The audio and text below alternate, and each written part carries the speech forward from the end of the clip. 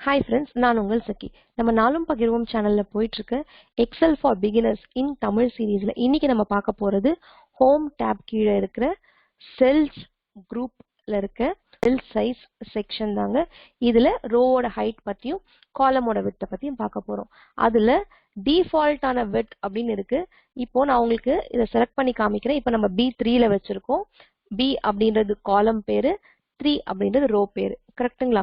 So இப்போ இந்த B ஓட width அப்படின்றது இந்த ஹரிசாண்டல் ஏரியா எவ்வளோ இருக்கும் அப்படின்றதும் 3 அப்படின்ற ரோவோட வெர்டிக்கல் ஏரியா எவ்வளோ இருக்கும் அப்படின்றது தாங்க.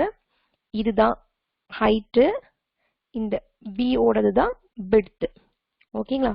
Okay, done. இப்போ டிஃபால்ட்டா என்ன இருக்கும் அப்படின்னு பார்த்துக்கலாம். நான் இங்க போயிட்டு ஃபார்மேட்ல ரோ ஹைட் எவ்வளோ இருக்குன்னு பார்க்குறேன். என் சிஸ்டம்ல கிளிக் பண்ணி பார்த்தா 15 இருக்கு ரோ ஹைட்டு. width பாத்தீங்கன்னு சொன்னா உங்களுக்கு 8.43 அப்படின்னு இருக்குங்க. கரெக்டா? அது என்ன உங்க சிஸ்டம்லன்னு கேட்கீங்களா? ஆமாங்க, இது சிஸ்டம் எக்ஸலுக்கு ஏத்த மாதிரி மாறும். ஏன் மாறுதுன்றதை இப்ப நம்ம பார்க்கலாம். இப்போ இந்த 8.43 அப்படின்னு பார்த்ததை ஞாபகம் வச்சுக்கோங்க. இந்த வீடியோல நம்ம காலம் width பத்தி பார்க்க போறோம்.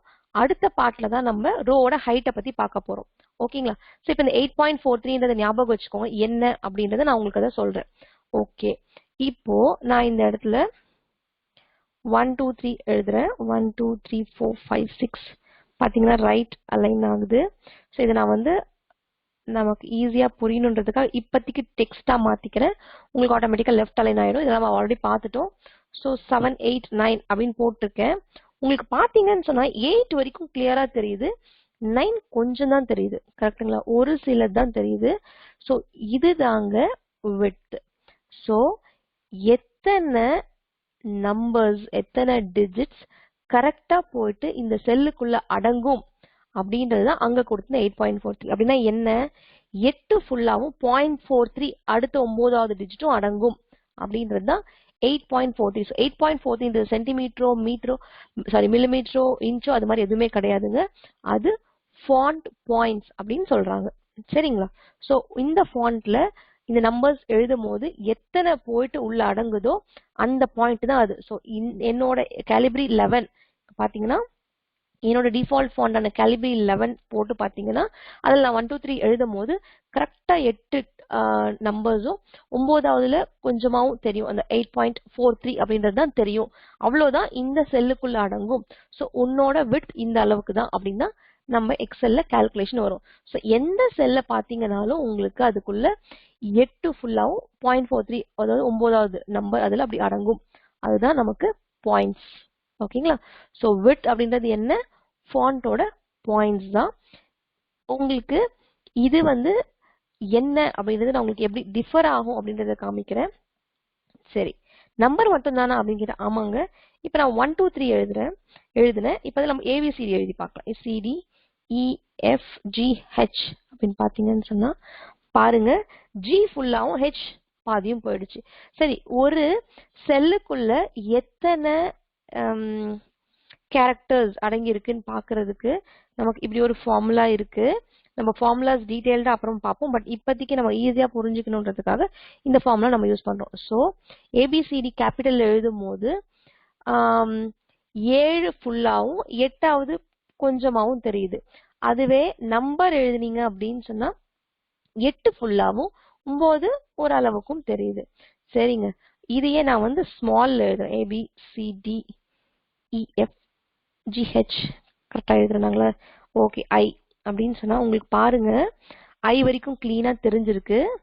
ஸோ இப்போ நீங்க அதே ஃபார்முலாவை இங்க போட்டீங்க அப்படின்னு சொன்னா 9 கரெக்டா ஃபிட் ஆகுது. கரெக்ட்ல மறையில ஐ கிளீனா தெரியுது பாருங்க. அதுக்கு மேல நம்ம போட முடியாது. அதுவே நான் இந்த இடத்துல வந்து W எழுதுறேன்னு வச்சுக்கோங்க. W இந்த W வெளியில போயிடுச்சு. அதனால இப்ப எத்தனை பார்த்தது? ஸோ உங்களுக்கு 4 ஃபுல் டபிள்யூவும் 5வது W கொஞ்சமாவும் தெரியுது. சரிங்க, இதெல்லாம் ஐ போடுறேன். எத்தனை ஐ பத்தும் பார்க்கலாமா? ஓகே, 1 2 3 4 5 6 7 8 9 10 11 12 14 15 வரைக்கும் கரெக்டா பார்த்து ஸ்கிரீன் தெரியல. ஓகேங்களா? தெரியாததை விட்டுடுவோம். இப்போ 15 பர்ஃபெக்டா பத்துது. ஓகேங்களா? ஓகே, எல்லாமே இப்படிதானங்க இருக்கும் அப்படின்னு கேட்டீங்கன்னா, ஆமா டபிள்யூன்றது பெருசா இருக்கு, அது ஒரு வைட் லெட்டர். ஆமாங்க, வைட் லெட்டர், அதுக்கு பேரு பெருசா இருக்குங்களா, வைடா இருக்கும். நேரோவா இருக்கும், நேரோனா ஒல்லியா இருக்குது, வைட்னா கொஞ்சம் பெருசா இருக்கும் இல்லைங்களா, நிறைய இடம் பிடிக்கும். That's wide letters. கொஞ்சம் கொஞ்சமா இடம் பிடிக்கிறதுன்றது நேரோ லெட்டர்ஸ். ஸோ ஐ அப்படின்றது ஒரு நேரோ லெட்டர், அதனால 15 பத்துச்சு அதுக்குள்ள. வைட் லெட்டர் டபிள்யூன்றது ஒரு வைட் லெட்டர், அதனால உங்களுக்கு அது 5 தான் பத்துது அப்படின்னு சொன்னீங்கன்னா, அது 4 தான் ஆக்சுவலா பத்துது, 5வது கொஞ்சம் பத்துது அப்படின்னு சொன்னீங்கன்னா, எல்லாமே இப்படிதானங்க, அதுதானங்க கான்செப்ட் சொன்னீங்கன்னா, இது மாறும். அதுதான் எப்படி மாறுதுன்னு உங்களுக்கு நான் சொல்றேன். இப்போ இது வந்து கேலிபரி 11ல இருக்குங்க, சரிங்களா. இதை நான் அப்படியே காப்பி பண்ணிக்கிட்டு இந்த ஃபாண்ட்டை அப்படியே நான் என்ன மாத்திக்கிறேன் அப்படின்னு சொன்னா, கொரியர் நியூ அப்படின்னு மாத்துறேன். மாறி போச்சு பாருங்க. ஸோ இப்போ நம்ம என்ன பண்ணலாம், மறுபடியும் எழுதலாம். ஸோ இதுல எதுல கரெக்டா பார்த்து 3 4 5 6 7, அதாவது 6 கொஞ்சமும் 7 தெரியுது. இப்போ ஏபிசிடி எழுதி காமிக்கிறேன். ABCDEF G, அதான் பாருங்க. ஸோ எஃப் வரைக்கும் ஃபுல்லாவும், ஜி கொஞ்சமாவும் தெரியுது. இப்போ இந்த குட்டியில ஏபிசிடி ஸ்மால் லெட்டர்ஸ் எழுதலாம். CDEF G, ஆமாங்க. ஸோ எஃப் ஃபுல்லாவும், ஜி கொஞ்சமாவும் தெரியுது. அதுவே டபிள்யூ எழுதி காமிக்கிறேன் உங்களுக்கு. டபிள்யூ சின்னதா இருக்கு, சரி சின்னதே எழுதி காமிக்கிறேன். டபிள்யூ 3 4 5 6 7 வெளியில வந்துருச்சு. அதேதான். சரிங்க, கேப் ஐ எழுதி காமிக்கிறேன் பாருங்க. ஐ ஆல்ரெடி இருக்கு, உங்களுக்கு பாத்தீங்கன்னு சொன்னா நிறைய வெளியில போயிருச்சு. ஓகேங்க, இப்போ F2 கொடுத்து பாத்தீங்கன்னா உங்களுக்கு அது எப்படி இருக்குன்னு தெரியும். இப்போ வந்துட்டு கொடுத்து பாருங்க எவ்வளவு வெளியில வந்துருச்சு. ஸோ வெளியில வராத அளவுக்கு இப்படி பார்த்தோம் அப்படின்னு சொன்னா கரெக்டா 7, அதாவது 6 கரெக்டா ஃபிட் ஆயிட்டு 7 வெளியில போயிருச்சு. கேபிட்டல் W எழுதி பார்க்கலாங்க நம்ம. W W W W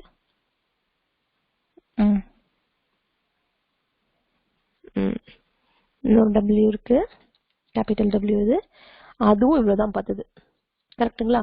so இது கேபிட்டல் W, இது ஸ்மால் W. ஸோ எதை எழுதினாலும் இங்க பாருங்க இப்படி மாறுது. அதுவே இங்க போயிட்டு நான் ஸ்மால் W எழுதி பார்க்கறேன் பாருங்க, கேபிட்டல் இது.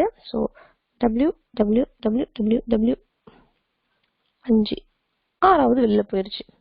ஓகேங்களா, இதுல 4 தான் பத்துச்சு, ஆனா இதுல 5 பத்துச்சு. ஸோ இந்த டிஃபரன்ஸ் இந்த ஃபாண்ட்ல பாத்தீங்கன்னா அப்படி கிடையாது.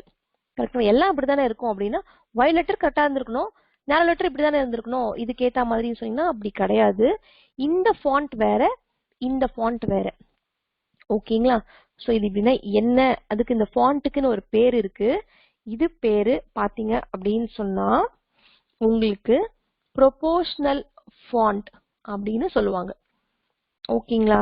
ஸோ இது பேரு ப்ரொபோர்ஷனல் ஃபாண்ட்.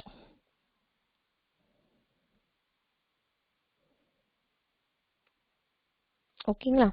இன்னொரு பேர் இருக்கு இதுக்கு, உங்களுக்கு இதுக்கு பேர் பாத்தீங்கன்னா ப்ரொபோர்ஷனல் பிட்ச் ஃபாண்ட், அப்படி இல்லைன்னா ப்ரொபோர்ஷனல் விட்த் ஃபாண்ட். அதுக்கு ஏத்த மாதிரி மாத்திக்குது, அதாவது ஒண்ணுக்கு ஏத்த மாதிரி ப்ரொபோர்ஷனலா அந்த லெட்டர்ஸ் வைடுக்கு ஏத்த மாதிரி மாத்திக்குது, நேரோக்கு ஏத்த மாதிரி மாத்திக்கிறதுனால இது ப்ரொபோர்ஷனலா தன்னை சேஞ்ச் பண்ணிக்கிறதுனால that is called as proportional font or proportional width font or proportional pitch font. அதுக்கு ஏத்த மாதிரி அந்த ஸ்பேசிங் அதெல்லாம் வந்துறதுனால it's called as proportional font, proportional pitch or proportional width font. சரிங்க, அப்ப இதுக்கு என்ன பேரா இருக்கும், எந்த லெட்டர் எடுத்தாலும் எந்த நம்பர் எடுத்தாலும் கேபிட்டலோ ஸ்மாலோ எது போட்டாலும் ஒரே மாதிரி ஸ்பேசிங் கொடுக்குது. கரெக்ட்டுங்களா. அதனால இது பேரு மோனோஸ்பேஸ்ட் ஃபாண்ட் அப்படின்னு சொல்லுவோம். ஓகேங்களா. மோனோனா சிங்கிள், ஒன். ஸோ ஒரே மாதிரி ஸ்பேசிங் எதுக்கு எடுத்தாலும் ஒரே மாதிரி ஸ்பேசிங் கொடுக்கறதுனால இதுக்கு பேரு மோனோஸ்பேஸ்ட் ஃபாண்ட். இன்னொரு பேரு பாத்தீங்க அப்படின்னு சொன்னா நான் ப்ரொபோர்ஷனல், மாறல இல்லையா, அதனால நான் ப்ரொபோர்ஷனல் ஃபாண்ட். அப்படி இல்லைன்னா ஃபிக்ஸட் விட்த் ஃபாண்ட், அப்படி இல்லைன்னு சொன்னா ஃபிக்ஸட் பிட்ச் ஃபாண்ட் அப்படின்னு பேர். இப்போ உங்களுக்கு புரிஞ்சிருக்கும்னு நினைக்கிறேன் இந்த டிஃபரன்ஸ். ஸோ உங்களுக்கு இதுக்கான எக்ஸாம்பிள் பாத்தீங்கன்னா இப்ப நம்ம செட் பண்ணிருக்க courier new font. சரிங்களா? இதுக்கான எக்ஸாம்பிள் நமக்கு செட் பண்ணிருக்க Calibri font. இது வெறும் எக்ஸாம்பிள் தாங்க. பாத்தீங்க அப்படின்னு சொன்னா உங்களுக்கு இப்ப இந்த courier new மட்டும் தான் எப்படின்னு பாத்தீங்கன்னா கிடையாது. Lucida, வெறும் courier, console, Lucida console, அப்படி இல்ல அப்படின்னு சொன்னா Monaco அப்படின்றது consoleless அப்படிலாம் இருக்கு. சோ அந்த fonts எல்லாமே உங்களுக்கு இது மாதிரி fontல வரும். சரி, இந்த fonts பத்தி நம்ம ஏன் தெரிஞ்சுக்கணும் அப்படின்னு நினைச்சீங்கன்னா நம்ம ஃபியூச்சர்ல நம்ம டேஷ்போர்ட்ஸோ இல்ல ஏதோ ஒரு ஃபார்ம்ஸோ கிரியேட் பண்ணும்போது லுக் அண்ட் ஃபீல் கொடுக்கணும் அப்படின்றதுக்காக அதுக்கேத்த மாதிரி தெரிஞ்சுக்கணும். எப்படி ஸ்பேசிங் கொடுக்கணும், ஒரு ஃபாண்ட்டுக்கு எப்படி மாத்தணும் அப்படின்னு நம்ம தெரிஞ்சுக்கிறதுக்காக கண்டிப்பா நம்ம இந்த ஃபாண்ட்டை பத்தி நம்ம தெரிஞ்சுக்கணும். கரெக்ட்டுங்களா? சோ இப்போ என்னோட சிஸ்டம்ல என்னோட எக்ஸல் அப்ளிகேஷன்ல உங்களுக்கு டிஃபால்ட் ஃபாண்ட் Calibri 11 அப்படின்னு சொல்றதுனால இப்போ எனக்கு நம்பர் வைஸ் என்ன இருக்குமோ அதுதான் 8.43 அப்படின்னு நமக்கு இங்க காலம் விட்த்ல இருக்கு. அதுவே உங்களோட சிஸ்டமோட டிஃபால்ட் வந்து courier new அப்படின்னு வச்சுக்கோங்களேன். courier new 11 அப்படின்னு சொன்னா உங்களோடது எவ்வளவு இருக்கும்? it might be 6.43 or something. சரிங்களா? இப்போ இந்த இடத்துல நம்ம போயிட்டு இதுக்கு ஏத்த மாதிரி பார்க்கணும்னா இது 6.43 அது மாறும் அப்படின்னு நம்ம தெரிஞ்சுக்கலாம். ஓகேவா? அதுதாங்க நம்மளோட இந்த காலம் width default width அப்படின்னு தெரிஞ்சுக்கிறது. இப்போ Autofit Column Widthனா என்ன அப்படின்னு சொன்னா இப்போ நான் அதுவே இங்க போயிட்டு இது வெளியில போயிருச்சுங்களா, அதுக்கு ஏத்த மாதிரி அதை அட்ஜஸ்ட் பண்ணணும் அப்படின்னு தெரிஞ்சதுன்னா இங்க மேல போயிட்டு எந்த காலம் அட்ஜஸ்ட் பண்ணுமோ அதுக்கு நடுவில் இது மாதிரி ஒரு சிம்பிள் வந்ததுக்கு அப்புறம் டபுள் கிளிக் பண்ணிட்டோம்னா அதுக்கு ஏத்த மாதிரி அதை அட்ஜஸ்ட் பண்ணிக்கிறோம். எந்த அளவுக்கு தேவையோ அந்த அளவுக்கு ஏத்த மாதிரி எது பெருசோ அதுக்கு ஏத்த மாதிரி அட்ஜஸ்ட் பண்ணிக்கிறது தான் Autofit காலம் அப்படின்னு சொல்லுது. சோ காலம்ன்றது எப்படி ஃபிட் பண்ணிக்கோ, அந்த காலம்லயே எது பெருசா இருக்கோ நிறைய கேரக்டர்ஸ்க்கோ அந்த லைனுக்கு ஏத்த மாதிரி தன்னை மாத்திக்கும். ஓகேங்களா? அதுதான் ஆட்டோ ஃபிட் பண்றது. சரி, ஓகே. இப்ப நம்ம இதுல இன்னொரு விஷயம் என்ன பார்க்கணும் அப்படின்னு சொன்னா உங்களுக்கு இந்த ரோ ஹைட் அப்படின்னு சொல்றதை நீங்க இன்னொரு விதமா எப்படி மாத்தலாம் அப்படி காலம் விட்த் பார்த்துட்டு இருக்கோம். காலம் விட்த் அப்படின்றத நீங்க எப்படி மாத்தலாம் அப்படின்னு சொன்னா இங்க போயிட்டு இதை செலக்ட் பண்ணிட்டு உங்களுக்கு மவுஸ் வச்சு கிளிக் பண்ணி பாத்தீங்கன்னு சொன்னா இப்படியும் மாத்தலாம். பிரஸ் பண்ணி டிராக் பண்ணியும் மாத்தலாம். சரிங்களா?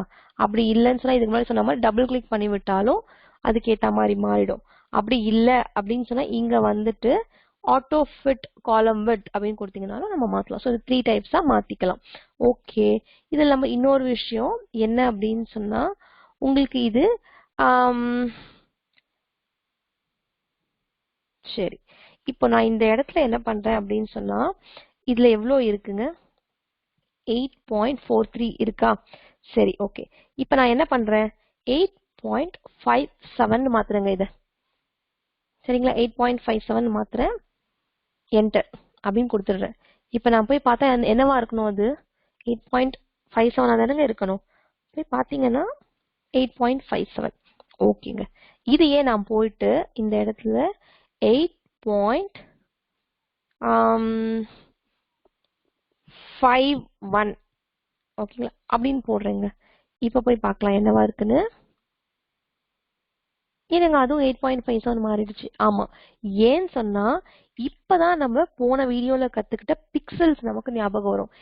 எதையுமே இந்த ஃபாண்ட்டை எப்படி எல்லாமே உங்களுக்கு இமேஜ் தானங்க, இதை எப்படி ஸ்டோர் பண்ணணும் அப்படின்னு சொல்றது சிஸ்டம் அதுக்கேற்ற மாதிரி உள்ளவங்க அதுக்கேற்ற மாதிரி ப்ரோக்ராமிங் இருக்கும். சாரி. ஸோ அப்படி இருக்கும்போது இந்த ஒரு டிஜிட் எப்படி போய் உட்காரணும் அப்படின்னு சொன்னா பிக்சல்ஸ் அப்படின்னு ஹோல் நம்பரா மாத்திக்குது.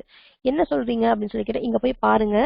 இப்போ 8.43 அப்படின்னு சொல்றது உங்களுக்கு 64 பிக்சல். அதுவே 8.57 சொல்றதுதான் 65 பிக்சல். சோ 64க்கும் 65க்கும் நடுவுல உங்களுக்கு எதை மாத்தினீங்கனாலும் ஆட்டோமேட்டிக்கா அதுக்கு ஏத்த மாதிரி வந்துடும். சோ இப்ப நம்ம என்ன பண்ணலாம் அப்படின்னு சொன்னா இதை இங்க விட்டுட்டு 8.41 அப்படின்னு கொடுத்து பார்க்கலாம். சரிங்களா?